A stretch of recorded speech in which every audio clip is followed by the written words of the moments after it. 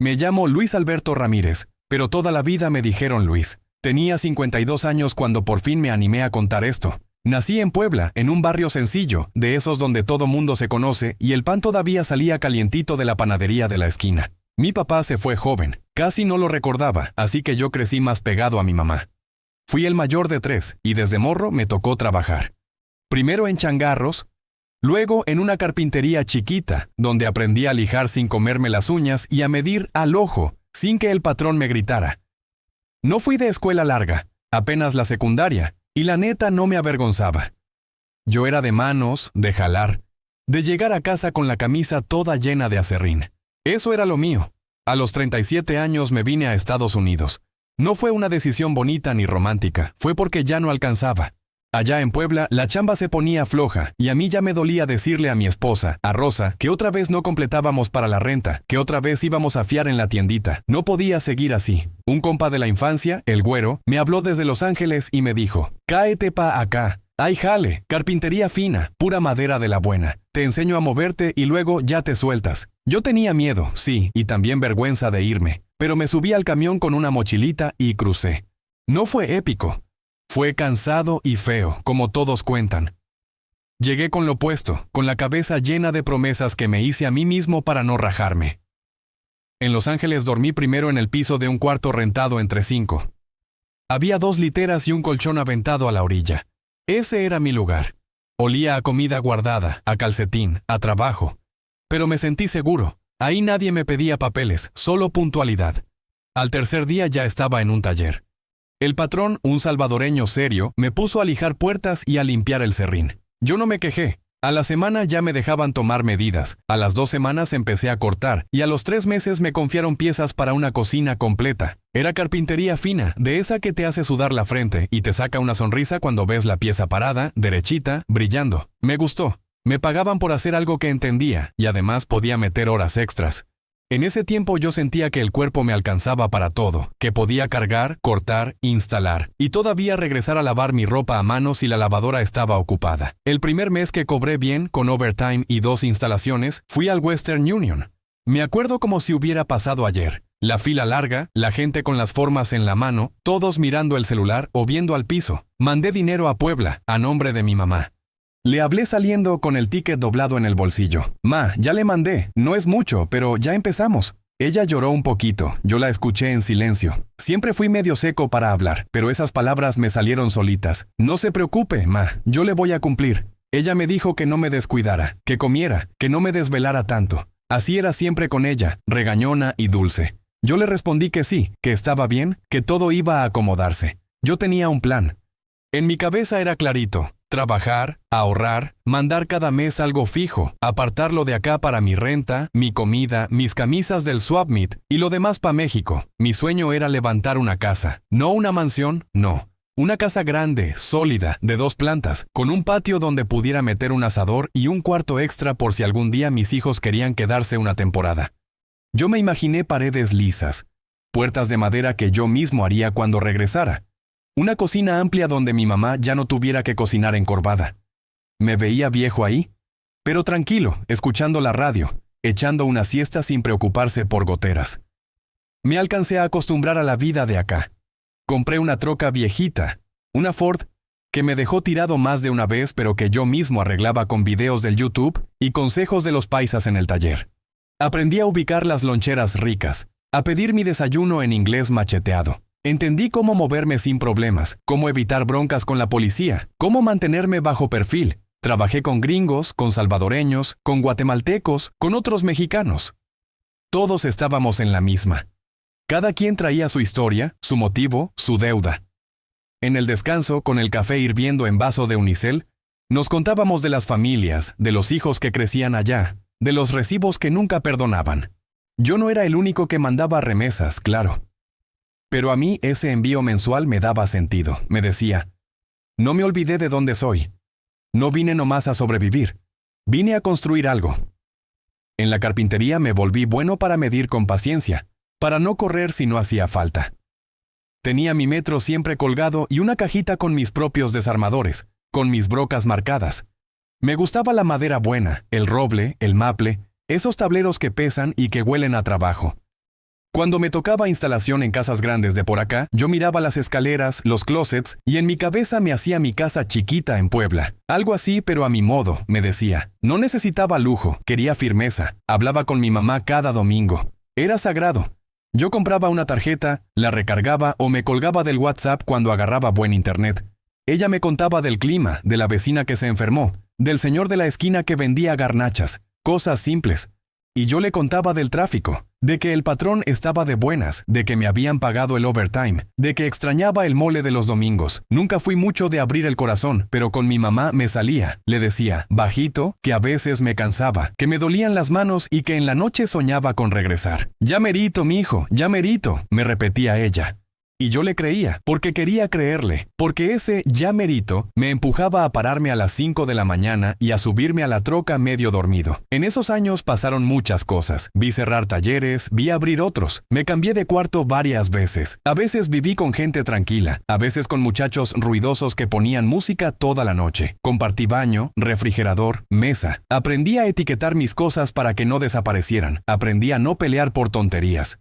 Un primo lejano llegó y se quedó un tiempo. Lo ayudé a encontrar jale. Después él siguió su camino. Así era la vida acá, de paso pero constante. Yo me aferré a mi rutina porque ahí me sentía seguro. Pan dulce y café en la mañana.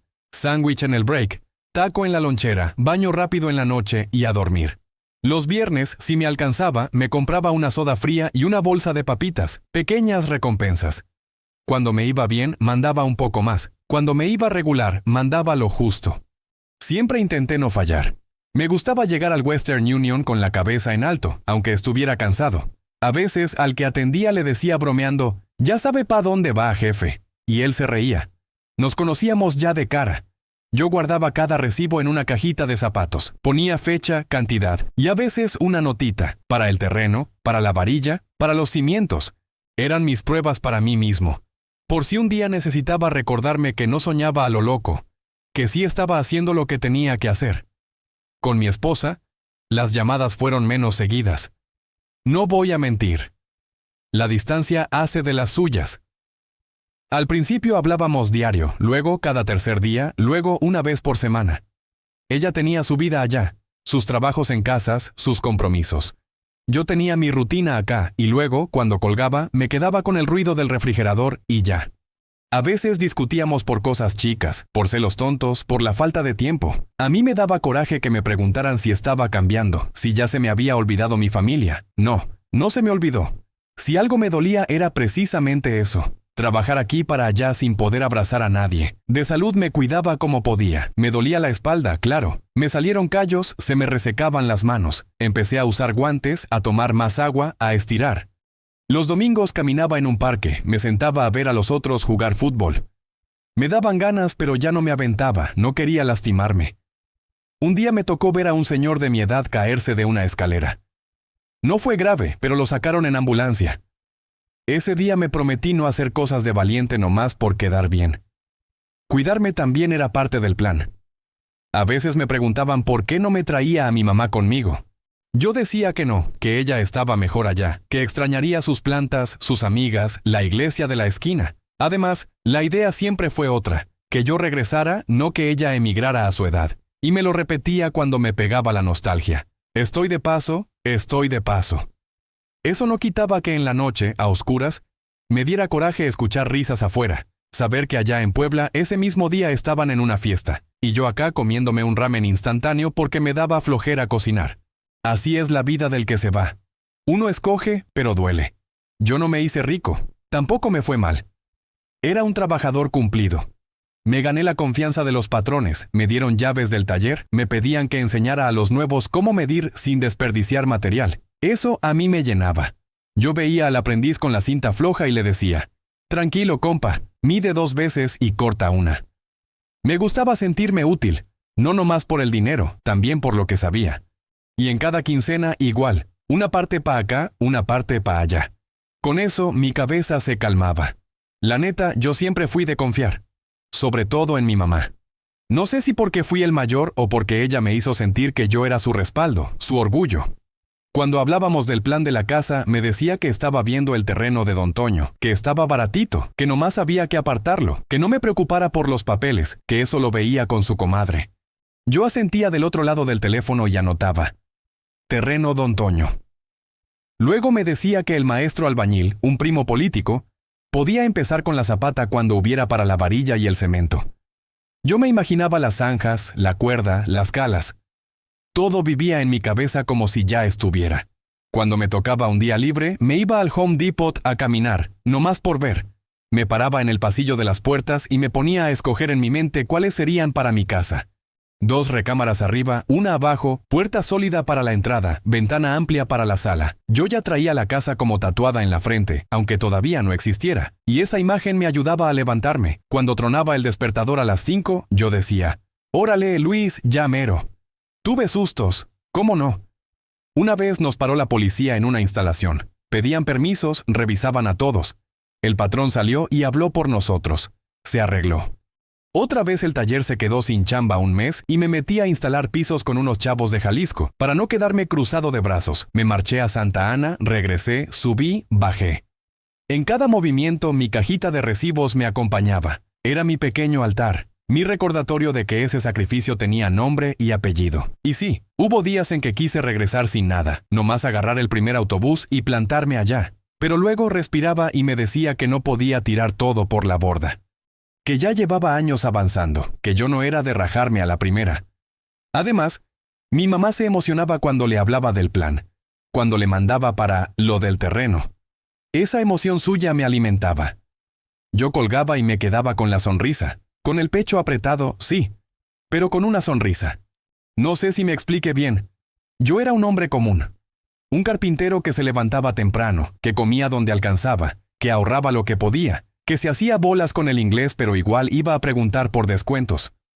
No tenía grandes vicios, no salía de fiesta, no me metía en problemas. Todo lo mío era trabajar y mandar. A veces me cansaba de repetírmelo, me chocaba escucharme decir lo mismo cada mes. Ya envié, ma.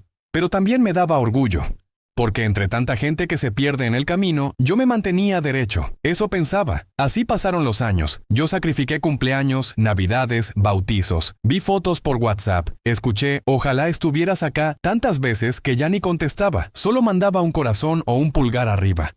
Mis manos se pusieron más duras. Mis canas salieron sin pedirme permiso. Pero yo seguía. No sé si por terquedad o por amor. Supongo que por las dos cosas. La vida del inmigrante es así. Uno se acostumbra a vivir con la maleta mentalmente empacada, siempre soñando con el día del regreso. Y yo seguí soñando con esa casa, con ese pedazo de tierra firme donde un día por fin me sentaría a tomar café sin reloj, escuchando el ruido de la calle, saludando a los vecinos que me vieron crecer. Eso era lo que me sostenía. Ese y la voz de mi mamá los domingos diciéndome: «Dios te bendiga, mijo». Yo colgaba y pensaba: sí, que me bendiga, porque mañana hay que volverle a dar. Cuando pienso en mi niñez, lo primero que me viene a la cabeza no es la escuela ni los amigos, es la casa donde crecí. Esa casa chiquita, con paredes descarapeladas y techo de lámina, que en las tardes se calentaba como horno y en las madrugadas te hacía tiritar de frío. Ahí vivíamos los 4, mi mamá, mis 2 hermanos y yo. Teníamos un solo cuarto para dormir, con camas improvisadas y una mesa que hacía de comedor y de escritorio cuando alguno llevaba tarea.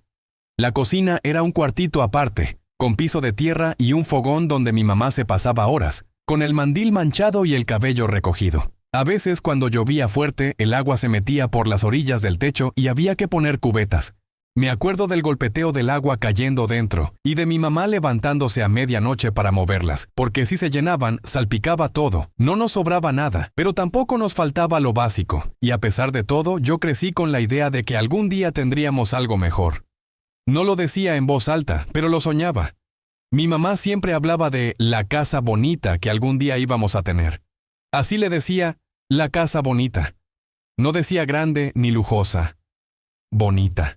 Y yo me imaginaba paredes lisas pintadas de blanco, una cocina con azulejos, un piso que no se barría con escoba de varas sino con trapeador, como el de las casas que veía cuando acompañaba a mi mamá a limpiar en colonias de gente con más dinero.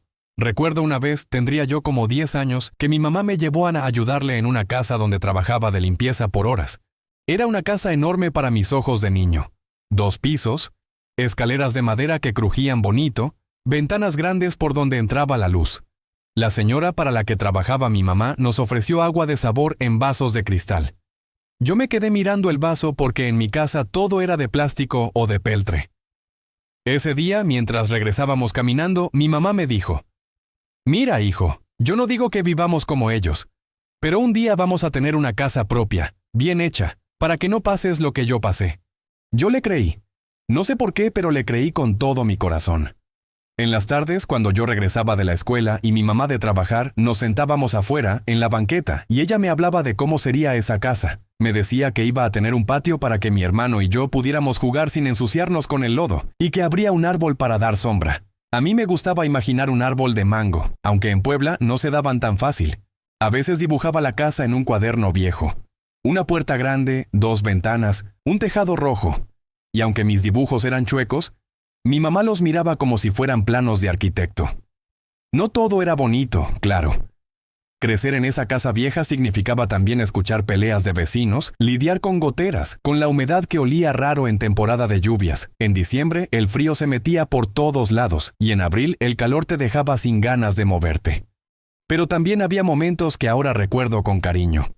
Los domingos mi mamá cocinaba algo especial. A veces mole, a veces pozole, y nos juntábamos alrededor de la mesa aunque fuera chiquita. Ella ponía la radio y cantaba mientras picaba cebolla. Yo me aprendí muchas canciones así, escuchando desde un rincón mientras ella cocinaba. Me acuerdo de que en Navidad, aunque no hubiera regalos caros, mi mamá siempre se las ingeniaba para darnos algo. Una vez me regaló una pelota que había comprado de segunda mano, pero para mí era nueva. Esa pelota la usé hasta que se le salió todo el aire. Mi mamá me decía que un día iba a tener dinero para darnos cosas sin esperar a Navidad o cumpleaños, y yo asentía, aunque no entendía bien de dónde saldría ese dinero. En la adolescencia empecé a trabajar para ayudar en la casa. Vendí elotes, lavé carros, y más adelante, como ya conté, entré a una carpintería. Pero aún así, el dinero nunca alcanzaba para hacer arreglos grandes. Si se rompía algo en la casa, mi mamá buscaba a un vecino que supiera reparar barato, o me ponía a mí a intentarlo. Cambié vidrios, clavé tablas, hasta puse un pedazo de lámina yo solo cuando tenía 15 años. No quedó bien, pero al menos tapaba la lluvia. Cada que hacíamos alguna reparación, mi mamá decía en broma: «Esto es nomás para mientras, porque cuando tengamos la casa bonita, ahí sí vamos a hacer todo bien». Y yo, aunque sabía que esa casa se veía lejana, me aferraba a la idea. El tiempo pasó y mis hermanos hicieron su vida. Yo seguí trabajando en lo que saliera. Y aunque el sueño de la casa bonita seguía ahí, parecía algo que uno dice para no perder la esperanza, más que un plan real. Hasta que me vine a Estados Unidos. Ahí fue cuando pensé: ahora sí puedo lograrlo. Porque, aunque la vida aquí es dura, también es cierto que si trabajas mucho y no gastas de más, puedes ahorrar más rápido que allá. Cuando empecé a mandar dinero, no era solo para ayudar con los gastos de mi mamá. Era para ese sueño que habíamos sembrado desde que yo era niño. Para mí, cada dólar enviado era como un ladrillo colocado en esa casa que aún no existía.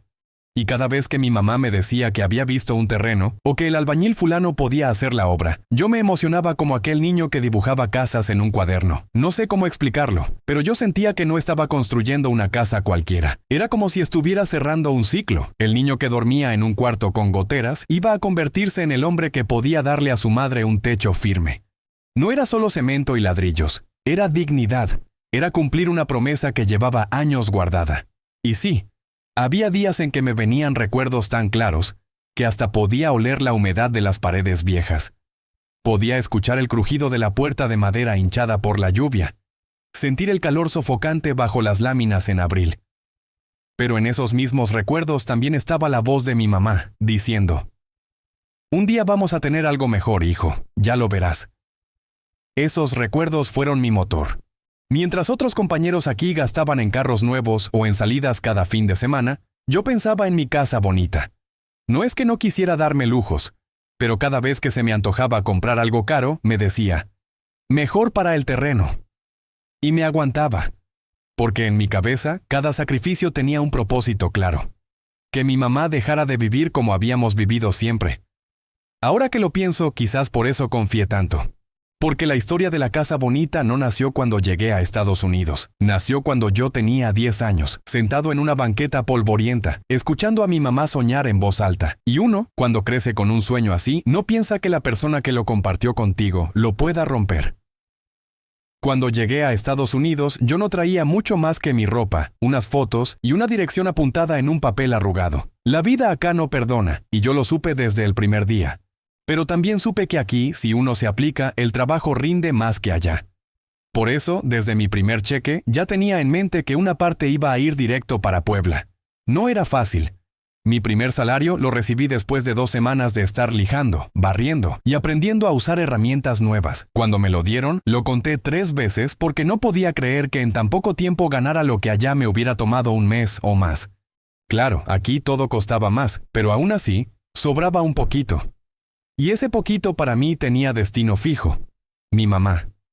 Recuerdo que la primera vez que fui a mandar dinero, no sabía ni cómo llenar el formulario. Un paisano en la fila me ayudó y me dijo: escribes tu nombre aquí, el de la persona que recibe allá, y listo. Cuando me entregaron el comprobante, lo guardé como si fuera un papel importante del gobierno. De hecho, todavía lo tengo en esa cajita de zapatos donde fui acumulando todos los recibos de esos años. Llamé a mi mamá en cuanto salí. Le dije: Ma, ya le mandé. No es mucho, pero es para que tenga. Ella se puso a llorar. Yo me quedé callado, escuchando su respiración entrecortada. Me dijo que no me preocupara, que con eso alcanzaba para la despensa y para apartar un poquito para lo del terreno. Cuando escuché esas palabras, sentí que el sueño que habíamos hablado tantas veces empezaba a tomar forma. Así empezó todo. Cada quincena, lo mismo. Trabajaba, apartaba para mi renta, para mi comida, y el resto lo mandaba. A veces mandaba 100, a veces 200, a veces más si me iba bien con las horas extra. Nunca fallé un mes. Aunque tuviera que comer sopas instantáneas toda la semana, el envío se hacía. En el taller donde trabajaba, varios compañeros hacían lo mismo. Algunos mandaban para que su esposa pagara la escuela de los hijos, otros para arreglar la casa de los papás, otros para comprar ganado. Yo siempre decía que lo mío era para la casa bonita de mi mamá. Era como un chiste entre nosotros. Cuando alguno cobraba, el otro le preguntaba si ya iba a comprar la mansión en su pueblo. Yo me reía, pero por dentro era en serio. Al principio, la idea era juntar para el terreno. Mi mamá me decía por teléfono que estaba viendo opciones, que había uno en la calle de atrás, que estaba bien ubicado y que el dueño quería vender rápido. Le mandé un poco más ese mes para que lo apartara. Me dijo que ya estaba hablado, que solo faltaban unos papeles. Yo no dudé. Confiaba en ella como en nadie. Era mi mamá, la que me había cuidado, la que me había dado todo lo que pudo. Pasaron los meses y yo seguía mandando. A veces me decía que había salido otro terreno mejor ubicado, o que era mejor esperar para conseguir uno más barato. Yo asentía y le decía que estaba bien. Nunca me pasó por la cabeza que algo pudiera ir mal. Mi rutina era clara: levantarme antes de que saliera el sol, tomar café negro y una pieza de pan, manejar hasta el taller, trabajar hasta que las manos se me quedaban tiesas, regresar al cuarto rentado, bañarme, cenar algo sencillo y, si era día de envío, pasar por el Western Union. Ahí, entre la fila de paisanos, sentía algo que no puedo explicar. Una mezcla de cansancio y orgullo. Cansancio por todo lo que implicaba estar aquí. Orgullo porque sabía que estaba cumpliendo. Los domingos eran día de llamada larga. Me sentaba en la cama con el celular cargando y hablaba con mi mamá. Ella me contaba que había comprado unas varillas, que el albañil fulano estaba listo para empezar, que la comadre le había dicho que conocía a un arquitecto que podía hacer un buen diseño. Yo cerraba los ojos y me imaginaba todo: la mezcla cayendo, las paredes levantándose, el techo firme. Yo vivía más en esa imagen que en mi realidad, porque acá mi vida era simple y repetitiva. No salía mucho, no gastaba en lujos. A veces me daba mis gustos: una chamarra buena en invierno, unos tenis nuevos cuando los viejos ya no daban más, pero nada que afectara el envío. Incluso cuando subió la renta del cuarto, lo primero que pensé fue: ¿cómo hago para que no le mande menos a mi mamá? Y encontré la forma. Corté gastos, dejé de salir a comer afuera. Hubo días duros. Una vez me quedé sin trabajo por 2 semanas porque el taller tuvo problemas con un pedido grande. En esos días trabajé con un amigo instalando pisos. Era pesado y mal pagado, pero no dejé de mandar. Otro año me enfermé de la espalda y estuve a punto de decirle a mi mamá que ese mes no podría enviarle, pero algo dentro de mí no me dejó. Vendí unas herramientas extras que tenía y con eso cumplí. Poco a poco, la cifra en mi cabeza crecía. Yo calculaba que en unos 5 o 6 años más, la casa estaría lista. Y cada vez que hablaba con mi mamá, ella alimentaba esa ilusión. Me decía que el terreno ya estaba asegurado, que habían empezado a poner cimientos, que pronto iba a haber fotos. Yo le pedía que me las mandara, pero siempre había algún problema, que la cámara no servía, que se las habían borrado, que mejor me las mostraría en persona cuando fuera. Nunca dudé. No sé si por ingenuo o por amor, pero nunca dudé. Cuando uno está lejos, agarra la costumbre de confiar a ciegas, porque si empiezas a desconfiar, se te cae todo, y yo no podía darme el lujo de que se me cayera ese sueño. En esos años, el envío de dinero se volvió como un reloj. Así como sabía que los martes tocaba instalación en tal casa, o que los viernes había pago, sabía que cada quincena había un sobre de dólares que, convertido en pesos, viajaba hasta Puebla. Era un hilo invisible que me mantenía unido a mi mamá y a ese pedazo de tierra que aún no conocía, pero que ya sentía mío. Mis compañeros me decían que estaba loco, que no me asegurara tanto en una sola persona, que pusiera el dinero en un banco o que comprara yo mismo el terreno a mi nombre. Yo les contestaba, es mi mamá. ¿Cómo voy a desconfiar? Y ahí quedaba la conversación. Yo me aferraba a la idea de que cada dólar enviado era un paso más cerca de volver.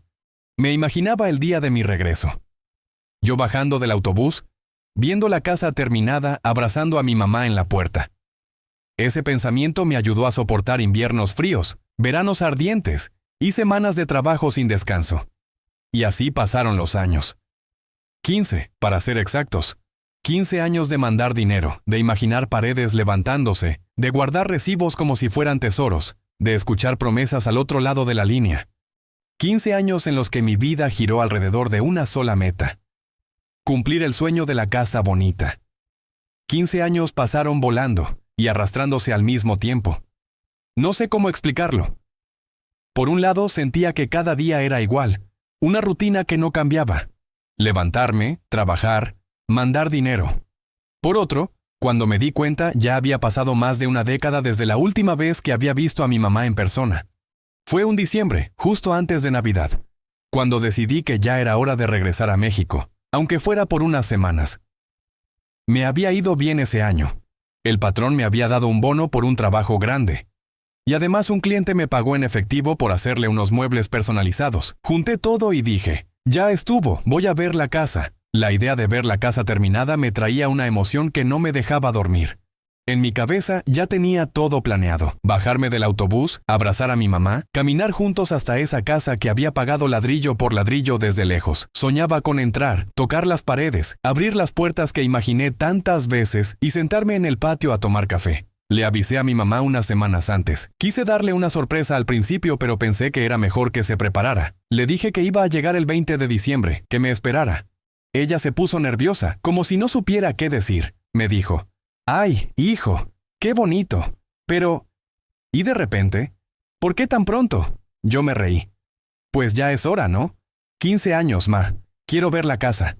Se quedó callada un segundo y luego dijo, sí, claro, aquí te esperamos. No pensé mucho en su reacción. Estaba tan emocionado que pasé por alto ese tono raro en su voz. El viaje fue largo. Crucé la frontera, tomé autobuses, pasé por carreteras que ya no reconocía. A medida que me acercaba a Puebla, mi corazón latía más rápido. Iba viendo los campos, las casas, la gente en las calles, y me daban ganas de llorar. Todo me parecía más pequeño, pero igual de familiar. Llegué un día antes de lo planeado, sin avisar. Quería dar la sorpresa, aunque ella supiera que vendría. Bajé del autobús con mi mochila y un regalo envuelto para mi mamá. Una cafetera nueva. Caminé las últimas calles con una mezcla de nervios y felicidad. Cuando llegué a la casa donde había crecido, todo estaba igual. Demasiado igual. Las paredes descarapeladas, el techo de lámina, las mismas ventanas viejas. Pensé que quizá mi mamá seguía viviendo ahí mientras la casa nueva estaba en otro lado. Toqué la puerta. Ella salió, me abrazó fuerte, llorando. Yo también lloré, claro. Sentirla de nuevo después de tantos años fue como regresar a ser un niño. Pero después del abrazo, mi primera pregunta salió sola. ¿Y la casa, ma? Ella se quedó mirándome y en ese momento supe que algo no estaba bien. Me dijo que me sentara, que tenía que explicarme. Yo no quería sentarme, quería que me llevara a verla. Pero insistió. Nos sentamos en la mesa vieja, la misma de siempre, y ahí empezó a decirme cosas que me dejaron helado. No había casa, no había terreno, no había nada. El dinero que mandé durante 15 años, según ella, se había ido en cosas necesarias. Pagar deudas de mis hermanos, medicinas para un tío enfermo, arreglarle el techo a una sobrina, fiestas familiares, incluso ayudar a vecinos, porque ¿cómo decirles que no? Cada peso que yo había apartado con tanto esfuerzo, cada dólar que yo había contado antes de mandarlo, se había gastado en todo menos en la casa. Me quedé en silencio. No podía creer lo que estaba escuchando. Sentí como si me hubieran golpeado en el pecho. Lo único que pude decir fue, ¿y por qué no me dijo, ma? Ella empezó a justificarse. Me decía que siempre pensó que después lo iba a reponer, que iban a volver a juntar, que siempre había algo urgente que no podía esperar. Me hablaba, pero yo ya no escuchaba. Mis oídos zumbaban. Miré alrededor y vi la misma casa vieja, las mismas paredes manchadas, la misma cocina de piso de tierra. Era como si todo mi sacrificio no hubiera pasado. Como si esos 15 años fueran un sueño. Me levanté y salí a la calle sin decir nada. Caminé sin rumbo, viendo las casas de los vecinos. Algunos habían mejorado, pintado, ampliado. ¿Y yo? Yo había trabajado como burro 15 años para regresar al mismo punto de partida. No era solo el dinero, era la confianza. Yo había creído en mi mamá más que en nadie. Le había entregado no solo mis ahorros, sino mi esperanza de regresar y tener algo propio. Y todo eso se había ido. Esa noche no pude dormir.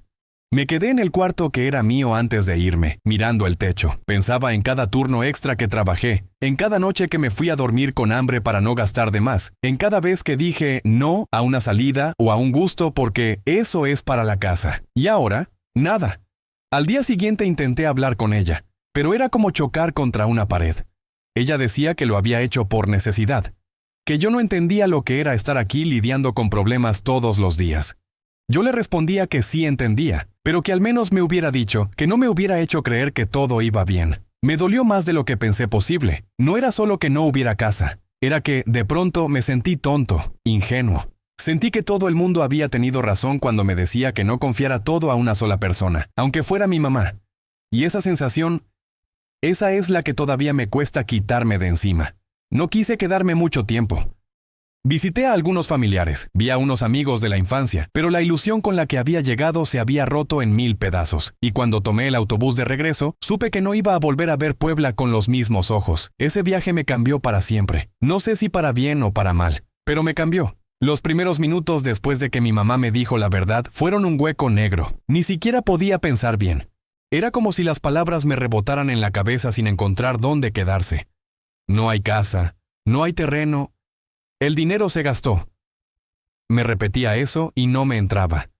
15 años resumidos en una frase que me dejó sin aire. Salí de la casa como quien necesita respirar.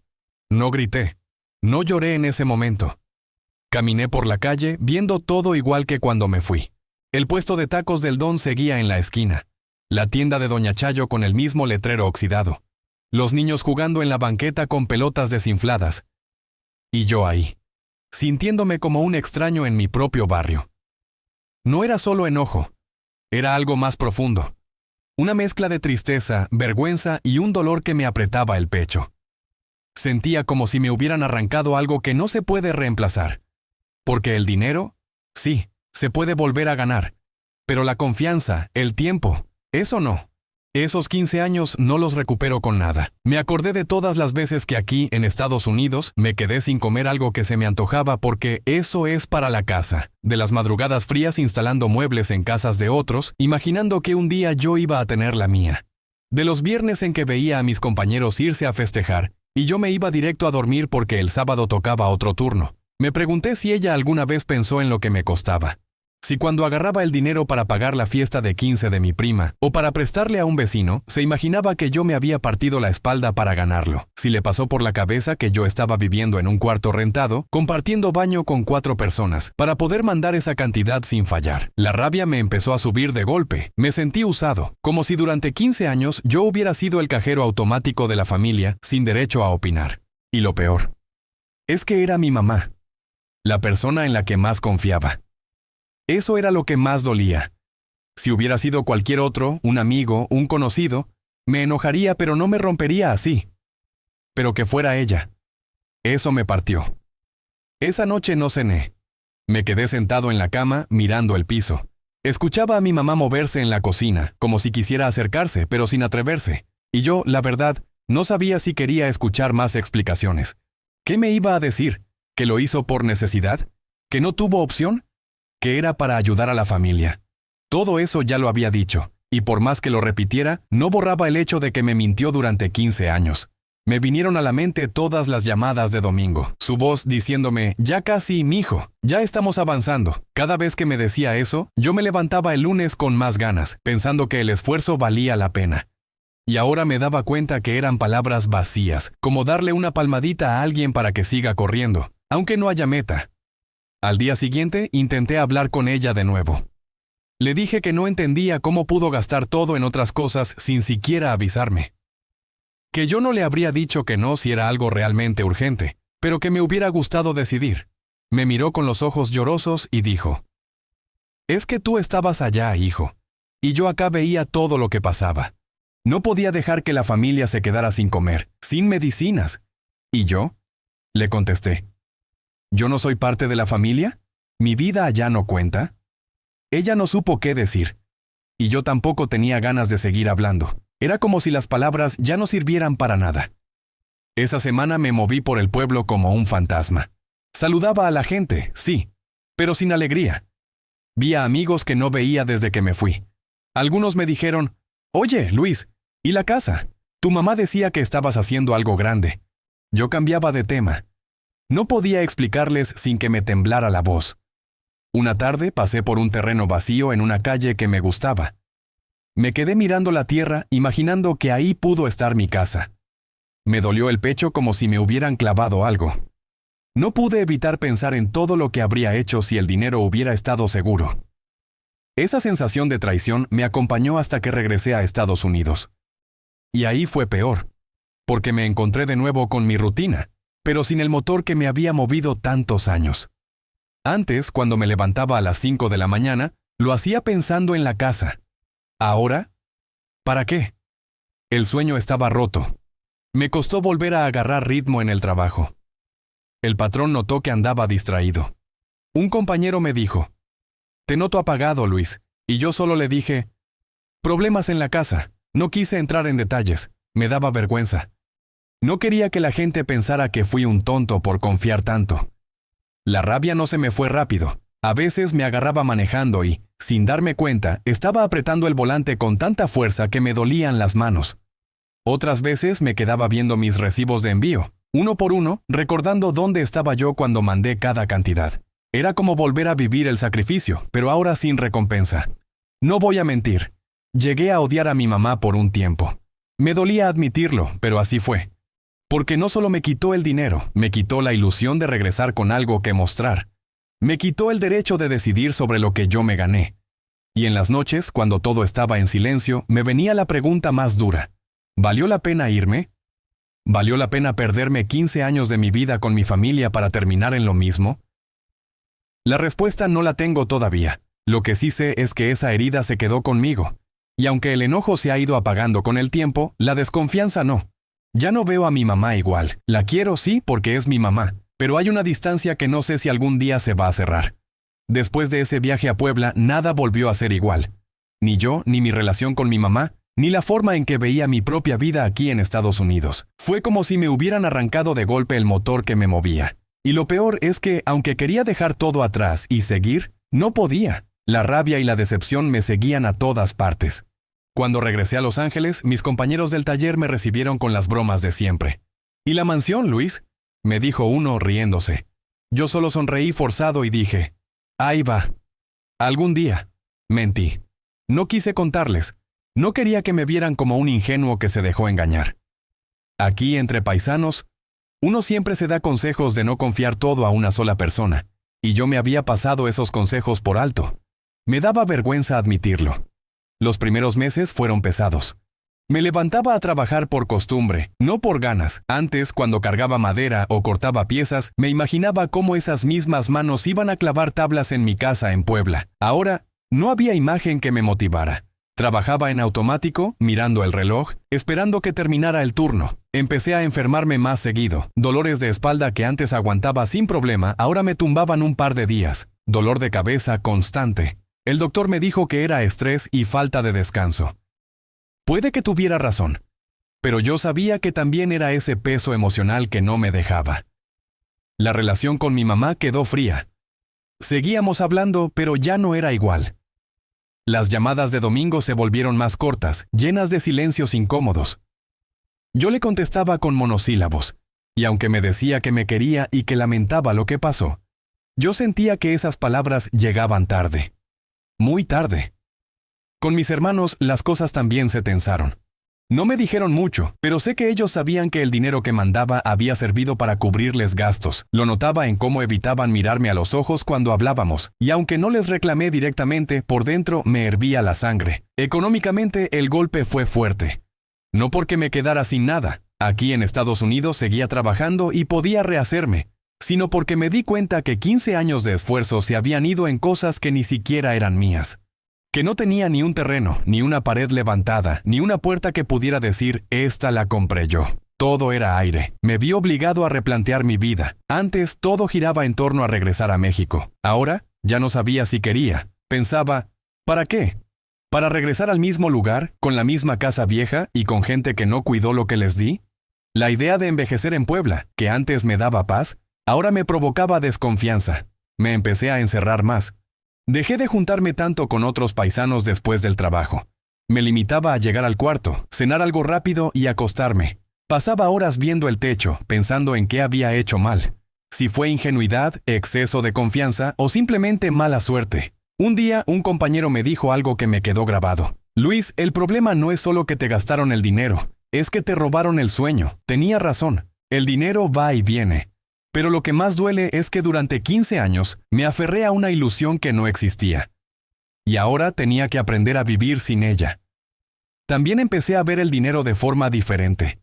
Antes, para mí mandar remesas era un acto de amor, de responsabilidad. Ahora, aunque sigo enviando algo de ayuda, lo hago con más cuidado. Abro una cuenta a mi nombre, guardo papeles, no doy explicaciones de cuánto gano ni cuánto ahorro. Perdí esa costumbre de confiar a ciegas. Físicamente, el cansancio se me notó. Bajé de peso, las canas se hicieron más visibles y hasta mis manos empezaron a temblar cuando estaba muy tenso. Fui al doctor y me dijo que debía cuidar mi presión arterial. No sé si fue coincidencia o consecuencia, pero yo sentía que todo estaba conectado. La decepción, el enojo, el estrés, la salud. Hubo noches en que pensé en dejar todo, regresar a México y empezar de cero. Pero luego me acordaba de lo que me esperaba allá y me detenía. Aquí, al menos, tenía trabajo, techo y podía ahorrar de nuevo. Allá, solo tenía una relación rota y una casa que nunca se construyó. Poco a poco empecé a aceptar que ese capítulo de mi vida estaba cerrado. No de la manera que quería, pero cerrado al fin. Y me prometí que, si volvía a invertir en algo, sería conmigo a cargo, con mis ojos encima, sin intermediarios. No te voy a mentir, aún me duele. Hay días en que recuerdo detalles tontos, como una tarde en que trabajé 14 horas seguidas instalando una cocina enorme, pensando que esa paga extra sería para las ventanas de mi casa en Puebla. Y ahora sé que esas ventanas nunca existieron. Pero también entendí algo. Aquí, en la vida de inmigrante, nadie te cuida más que tú mismo. Puedes querer a tu familia, ayudarles, pero tu futuro tienes que protegerlo con tus propias manos. Y yo aprendí esa lección a golpes. No voy a mentir, me tomó años poder hablar de esto sin que se me cerrara la garganta. Hubo un tiempo en que cada vez que alguien me preguntaba por mi mamá, o por la famosa casa, me daban ganas de cambiar de tema o simplemente irme. La herida estaba fresca y no quería tocarla. Pero el tiempo va enfriando las cosas. No las cura del todo, pero al menos te deja verlas desde otro ángulo. Los primeros años después de la verdad, mantuve con mi mamá una relación fría. Hablábamos lo justo. ¿Cómo estás? ¿Necesitas algo? Ya no había esas llamadas largas de domingo donde le contaba hasta qué comí. Yo también me di cuenta de que ella sentía la distancia. Lo notaba en su tono, en cómo buscaba excusas para colgar rápido. Era como si los dos supiéramos que había un elefante en la sala y ninguno quería mirarlo de frente. Pasó casi un año desde aquel diciembre antes de que pudiéramos hablar en serio. Fue una llamada normal, sin planearlo, y de pronto ella empezó a llorar. Me dijo que no había un solo día en que no pensara en lo que pasó, que sabía que me falló, que me había quitado algo más que dinero. Me confesó que muchas veces quiso decirme la verdad, pero no supo cómo. Que cada vez que planeaba hacerlo, surgía otro problema y lo postergaba, hasta que ya habían pasado los años. No te voy a decir que con eso la perdoné de inmediato. No, pero escucharla admitirlo, sin excusas, me aflojó un poco el coraje. Le dije lo que había guardado tanto tiempo, que no me dolía solo la pérdida del dinero, sino la mentira prolongada, que yo hubiera entendido si me pedía ayuda para otras cosas, pero que me hubiera gustado decidir. Ella se quedó callada un momento y luego me dijo algo que no esperaba. Yo no quería que volvieras con las manos vacías. Y sin darme cuenta, eso fue justo lo que pasó. Esas palabras me pegaron, porque entendí que, aunque actuó mal, en su cabeza ella pensaba que estaba haciendo lo correcto. No para mí, sino para todos, para la familia, para las urgencias, para las necesidades que iban apareciendo. Con el tiempo fui aceptando que mi mamá no es perfecta, que tomó decisiones que me dolieron y que nunca habría querido que me las hiciera a mí. Pero también es la mujer que me crió sola, que trabajó de lo que pudo para que yo comiera, que me enseñó a ser trabajador. No quería cargar toda mi vida con rencor hacia ella. Eso no significa que olvidé, no. Aprendí a poner límites. Desde entonces, el dinero que mando es puntual y claro. Esto es para tal cosa. Y si no es para algo específico, lo ahorro yo aquí. Ya no dejo que nadie más administre lo que con tanto trabajo me gano. También cambié mi forma de ver el futuro. Antes, todo estaba planeado alrededor de regresar a México. Ahora pienso que mi vejez puede estar aquí o allá, pero bajo mis condiciones. No voy a atarme a una sola idea. Si un día compro casa en Puebla, será con mis manos, estando presente, y si no, que sea donde yo decida y pueda disfrutar lo que construya. Me costó aceptar que el sueño que me acompañó 15 años ya no existe. Al principio me parecía como si hubiera desperdiciado media vida. Pero poco a poco me di cuenta de que no todo fue pérdida. Porque, aunque no se levantó la casa, mi esfuerzo mantuvo a mi familia durante muchos años. Les dio techo, comida, medicinas. Y aunque no era ese mi plan, de alguna forma también fue importante. Esa es una de las cosas que más me costó reconocer. Que parte de mi sacrificio sí sirvió para algo. No para lo que yo quería, pero sí para que gente que quiero no pasara hambre o necesidad. Y eso, aunque me duela, es algo que no puedo ignorar. Con los años también aprendí a hablar del tema sin vergüenza, porque me di cuenta de que no soy el único. Aquí, entre inmigrantes, he escuchado decenas de historias parecidas. Gente que mandó dinero para una casa, un negocio o un terreno, y cuando regresaron no había nada. Me di cuenta de que el error no fue solo mío, que esto pasa más de lo que uno cree, y en vez de esconderlo, empecé a contarlo como advertencia. No confíes todo en una sola persona, aunque sea tu mamá. Les digo a los más jóvenes que recién llegaron. Algunos me miran raro, como yo miraba a quienes me decían lo mismo antes. Pero sé que, aunque no lo crean ahora, tal vez un día recuerden mis palabras. La reconciliación con mi mamá no fue un momento mágico de abrazo y perdón total. Fue un proceso. Hubo llamadas en que todavía me enojaba, otras en que ella lloraba, otras en que nos reíamos como antes. Aprendimos a caminar sobre esa herida sin abrirla tanto. Hoy, si me preguntas, te diría que ya no cargo con el mismo rencor. Lo que queda es una cicatriz, un recordatorio. Me hace ser más cuidadoso, más desconfiado tal vez, pero también más consciente de que el dinero no es lo más importante. Lo más importante es cómo y con quién construyes tus sueños. Y sí, aprendí que la confianza es frágil, que se gana con años, pero se pierde en un momento, y que, aunque puedas perdonar, nunca vuelve a ser la misma. Eso es algo que ya acepté. Si me preguntas si la quiero, la respuesta es sí. Es mi mamá, y si me pide ayuda, la voy a dar. Pero ahora lo haré de forma en que yo pueda ver en qué se usa. No por venganza, sino por cuidar lo que me costó aprender. Quizás lo más duro de todo esto no fue perder el dinero ni la casa, sino entender que los sueños también pueden cambiar. Que no siempre se cumplen como los imaginaste, y que a veces hay que soltarlos para poder avanzar. Yo solté ese sueño. Me dolió. Pero lo hice. Y al soltarlo empecé a ver otras posibilidades. Tal vez no tenga la casa en Puebla que dibujé de niño, pero puedo construir otra cosa, una vida donde yo tenga el control, donde no dependa de que alguien más cumpla con su palabra. Esa es la lección que me quedó. Y aunque llegó tarde y de la forma más dolorosa, al menos llegó. Ya para terminar, quería decir lo que me hubiera gustado escuchar cuando recién llegué acá, todo cargado de sueños y con más ganas que mañas. Lo digo con calma porque ya pasó el coraje fuerte y porque aprendí a hablar sin que me tiemble tanto la voz. Esto lo conté en pasado porque así lo viví. Pero las lecciones me siguieron acompañando cada día. A mí me pasó que confié todo en una sola persona. Sí, en mi mamá.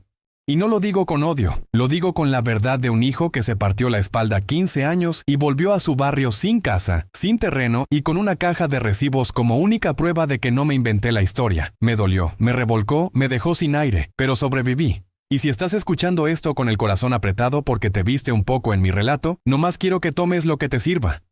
Lo primero que aprendí fue que el dinero no hace la casa por sí solo, la hace la organización. Yo mandé dólares como quien echa agua en un bote con hoyos. Allá siempre hubo una razón para gastar. Que la medicina del tío, que la escuela del primo, que la fiesta de la sobrina, que el techo de la vecina, todo urgente. Y sí, la necesidad allá era real, yo no lo negué. Pero mi error estuvo en no poner reglas, en no pedir papeles, en no decir esto es para esto y punto. Confié a ciegas porque era mi mamá y porque desde niño crecí con ese sueño de la casa bonita. Y el corazón me ganó. También entendí que la distancia engaña. Desde acá uno piensa que con mandar ya cumplió, que del otro lado alguien va a caminar en línea recta con lo que envías. Pero no. La vida allá también pega, se atraviesan problemas, la gente hace cuentas a su manera, y tu dinero empieza a tener otros nombres que no son los que tú tenías en mente. Por eso ahora yo habría hecho todo distinto. Habría ahorrado en una cuenta a mi nombre, habría buscado a alguien de confianza para ir a revisar el terreno, habría pedido contratos, escrituras, fotos con fecha, avances con notas firmadas. Sí, suena frío, suena duro, pero a mí me habría salvado 15 años. Me preguntaron si me arrepentí de mandar dinero. La neta, no todo. Porque, aunque a mí me partió el alma ver que no había casa, también supe que mis envíos ayudaron a que no faltara comida, que alguien se curara, que un techo no se cayera. Eso no borra el engaño ni la mentira, pero me sostuvo cuando me quería dejar caer. Me dije, bueno, no se levantó la casa, pero no fue dinero tirado a la basura. Sirvió. Solo que para otro destino. Me costó aceptarlo, pero me ayudó a perdonar un poquito. Otra cosa que aprendí fue a no quedarme solo con la vergüenza. Al principio me callé por miedo al «te lo dije». Me dio pena admitir que me vieron la cara. Pero cuando empecé a contarlo con otros compas en el trabajo, me di cuenta de que no fui el único. Escuché historias muy parecidas. Negocios que nunca existieron, terrenos que se perdieron, casas que en fotos se veían preciosas y en la realidad eran puros tabiques sueltos. Me cayó el 20 de que a los que estamos acá nos puede pasar porque trabajamos tanto que confiamos para no volvernos locos. Y confiar no es malo, lo malo es hacerlo sin herramientas. Yo ya no pensé la vida solo como regresar a México con casa. Después de todo me quedó claro que los sueños también cambian. Antes me daba miedo aceptar eso. Sentía que traicionaba al niño que dibujó su casita en un cuaderno. Pero entendí que ese niño quería seguridad. Quería paz. Quería un lugar donde descansar sin goteras. Eso todavía lo podía buscar, quizá en otro sitio, quizá de otra forma, quizá con menos romanticismo y más papeles firmados. No era renunciar al sueño, era madurarlo. Con mi mamá, mira, yo la perdoné a medias, no de golpe, no bonito, no de telenovela. La perdoné a pedacitos. Un día entendí su miedo, otro día su necesidad, otro día su manera chueca de resolver las cosas. Y sin justificar lo que hizo, pude ver a la mujer que me crió, cansada, resolviendo como pudo. Me hubiera gustado que me dijera la verdad antes, sí. Eso me duele todavía. Pero cargar rencor me estaba pudriendo por dentro. Solté un poco por mí, no por ella. Puse reglas claras. Cuando mando, digo para qué y pido comprobar. Si no se puede comprobar, no mando y punto. Sin gritos, sin drama, no más reglas. A ti que estás empezando o que llevas años acá. Te diría esto con todo el cariño de alguien que ya se tropezó. Guarda tus recibos, abre tu cuenta, aprende lo básico de contratos, pide ayuda a alguien que sepa, no te dé pena preguntar. Y si vas a mandar para construir, no sueltes todo de un jalón, paso a pasito. Primero el terreno a tu nombre, luego la barda, luego la zapata, luego la losa. Todo con fotos, con notas, con facturas. Si te dicen que eres desconfiado, ni modo, es tu futuro. Nadie lo va a cuidar por ti. También te diría que no dejes tu vida en pausa. Yo la dejé muchos años. Todo lo que quería lo metía en el cajón de después que se haga la casa. Después me iba a comprar la chamarra, después iba a ir al doctor, después iba a aprender inglés bien, después iba a ahorrar para mí. Y el después se me hizo viejo. Cuando regresé y vi que no había nada, me cayó encima todo lo que postergué. No te esperes a tener la casa para vivir. Ve al dentista, compra ese colchón decente, date un domingo sin culpa. No te vacíes por completo, porque allá, si todo sale mal, nadie te regresa lo que te quitaste. Me preguntaron si volvería a mandar dinero para una casa. Sí, pero diferente. Yo habría ido en persona a ver el terreno, habría puesto escrituras a mi nombre, habría contratado a un maestro con contrato, habría hecho un plan de pagos por avance y no por promesa. Habría ido aunque fuera un fin de semana largo para ver cómo va la obra. Y si no se puede viajar, habría conseguido a alguien neutral, no de la familia, para supervisar. Es pesado, sí. Pero la tranquilidad de ver un muro levantado vale más que 1000, ya casi. La última lección que me quedó fue sobre la dignidad. Yo llegué a sentirme un fracasado, como si 15 años no hubieran servido de nada, y no fue así. Trabajé limpio, no me metí en broncas, ayudé a los míos, aprendí un oficio todavía mejor, salí adelante en un país que no es el mío. Eso cuenta. Si te pasó algo parecido, no te des duro. Aprieta los dientes, rehaz el plan y sigue. No eres tu error, eres lo que haces después del error. Ya para cerrar, te hablo como si estuviéramos cara a cara, con un café en la mano, después del turno. Cuida tu corazón y tu cartera con la misma fuerza. No te hagas de piedra, pero tampoco te quedes en el me vieron la cara. A mí me la vieron, sí, y aquí estoy. Todavía con ganas de levantar algo mío, más lento, más consciente, pero mío. Si un día regreso a Puebla con una casita sencilla, será porque yo la vi levantar. Y si no, pues tendré un rincón acá donde mis manos viejas descansen sin goteras. Donde yo decida. Gracias por escucharme. Si llegaste hasta acá, te lo agradezco de veras. Me costó mucho contar esto, pero lo hice pensando en los que andan en la misma. Cuéntame tú también, ¿de dónde estás viendo este video? ¿Estás en Estados Unidos, en México, en otro lado? ¿Te pasó algo parecido? ¿Conoces a alguien que haya mandado dinero y al regresar se encontró con otra cosa? Déjalo en los comentarios para que no andemos cargando solos con estas historias. Y si te sirvió lo que dije, suscríbete al canal. Voy a seguir contando historias de migrantes como nosotros, con la verdad por delante, para que nos acompañemos y aprendamos juntos, porque al final eso es lo que nos mantiene de pie, sabernos acompañados aunque estemos lejos.